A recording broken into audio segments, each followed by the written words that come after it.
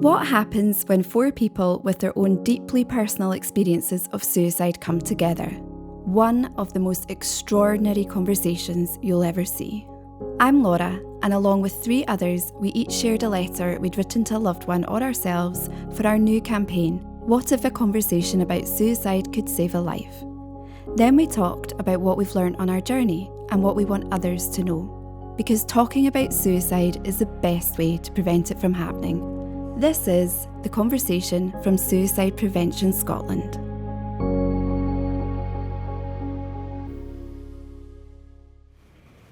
Dylan, I miss you. Sometimes it feels like yesterday and 10 years all at once. I think about your beautiful smile and I can hear you laugh. I think about your incredible strength and how you kept on fighting every day. And I wish everyone could see how brave you really were. I think about how alone you must have felt, and I wish that you could have shared what you were thinking and feeling. I know how difficult it must be to put those thoughts into words, and I know how much strength it would take to say the words out loud. But I know being able to talk with someone will make a difference. You're not alone. Talking will help. I wish that anyone had known how to ask you, are you thinking about suicide?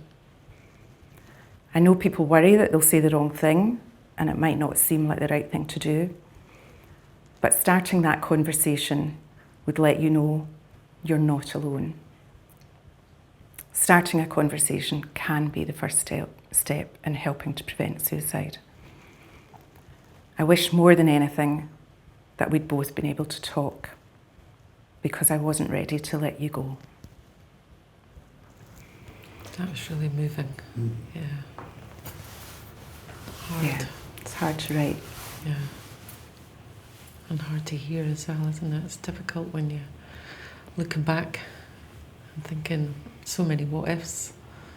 Yeah, it's the talking, with hindsight, it should have been easy, but it wasn't easy.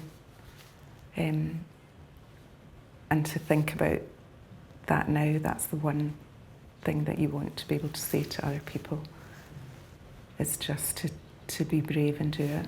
Yeah. Yeah. You know, we worry about not being the right person to ask if you're all right. But actually asking that person gives them the first opportunity to say that they need help. Mm-hmm. You know, that's the hardest step, has been removed from them. Mm-hmm. Yeah, definitely. I think the thing is, when you're in that place, like Dylan was, that you feel that you think that you're saving people from pain by not speaking to them about it. You know, he loved you so much, he didn't want his mum to know how he was feeling. And I think that's what's so difficult about it, because it's like when you're trapped in that place, you feel your only way out is to just escape. And you don't realise, I mean, it is the hardest thing, is talking. I was in Dylan's shoes. And even after my third attempt, it took till my third attempt, over 10 years, to actually go, right, hang on, I need to talk to someone, and not just try and protect people. And it's a shame, because you don't realise that you're not protecting anyone. Yeah.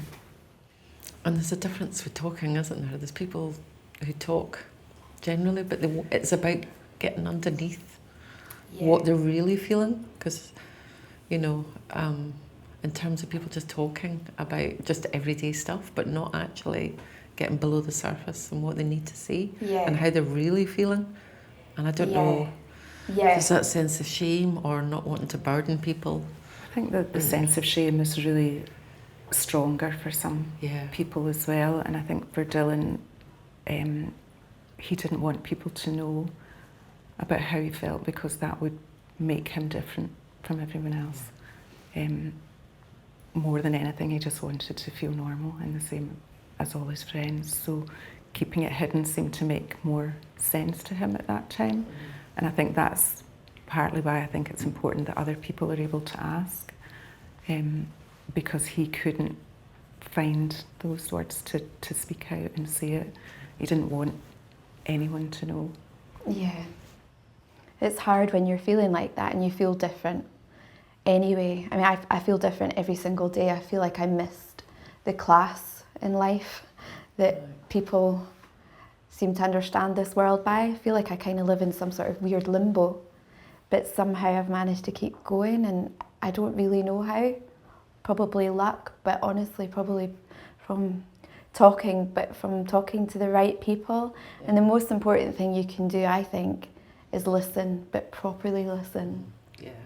I think that's the most kind and compassionate thing anyone can do, is properly listen. Presumably if you're talking more to people, then you actually realise a lot of people will also talk and maybe share how they feel. Yeah. So it's encouraging others to talk, you know. Yeah. I mean, even just being in this space just now, although we've all got different experiences, we're all being compassionate with each other and listening, and even that, you feel a bit less alone, don't you? Just in that. And it's such a cliche, but it's important. I think Dylan thought he was the only one that was struggling amongst his friends and the people that he knew, and it's easy to see, or easy to think, that everyone else, like you say, everyone else is managing life perfectly and they all know how to do it, and I can't do that. But actually when you start talking to everyone else, you're right, you realise that everyone else is struggling with something. So just having that conversation does make you feel less alone. I must admit, I find the more open I am about my experiences of being bereaved by suicide, the more people talk and open up, and actually it's maybe not suicidal feelings, but it's just about their life struggles and how they feel in terms of being anxious or what they're worried about. And it's kind of that cliche, like you say, it's okay to not be okay, and actually the more people basically open up and talk about how they're really feeling, the better, because then it just encourages others to talk as well. So it's instead of putting on that facade that everything is okay and life's fine, it's like social media posts, you know, where people making out life, everything's rosy all the time, when actually it's just trying to do the opposite, actually get people to talk genuinely. I was going to ask, do you feel that people have been opening up to you as you've talked and shared more about how you feel? And I think people are more, like, I've had, you know, good friends who've really struggled, and they'll talk to me about it because they know that I understand. And also I think as well that you don't get that fear reaction from, you know, if somebody said to me, I'm thinking, I just want it all to go away.